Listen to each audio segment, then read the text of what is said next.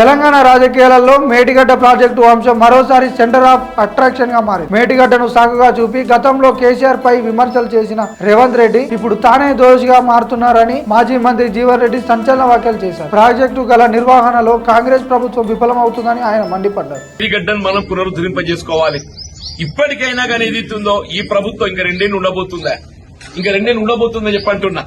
ఇప్పటికైనా కళ్ళు తెరిచి ఇప్పటికే కళ్ళు నిన్నదాకా ఏమనుకున్నది, మేడిగడ్డ సాగోజు పెట్టి కేసీఆర్ గారిని దోషిగా నిలబెట్టే ప్రయత్నం చేసింది.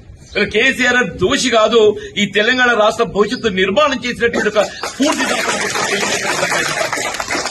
తెలంగాణ రాష్ట్ర నిర్మాణాన్ని వీళ్ళ నిలబెట్టే విధంగా ఒక స్ఫూర్తిదాత అని చెప్పంటున్నా.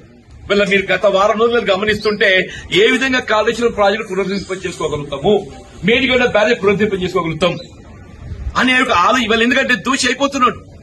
ఇక్కడ 3 కాలాలు గడిచిపోయిందే ఈ వేసవితోని, ఇక మిగిలింది 2 కాలాలు. ఈ 2 కాలాల్లో కూడా చేస్తా కూడా అవుతుందా కాదా తెలియదు కానీ చెప్తున్నా నేను.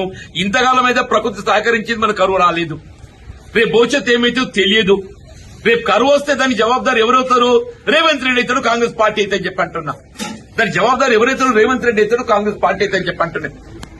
దానికి ఏదైతుందో అదేదో ఇవాళ జ్ఞానోదయం అయినట్టు ఏదైతుందో ఏ సంతోషం. ఇప్పటికైనా వి వెల్కమ్ ఇట్.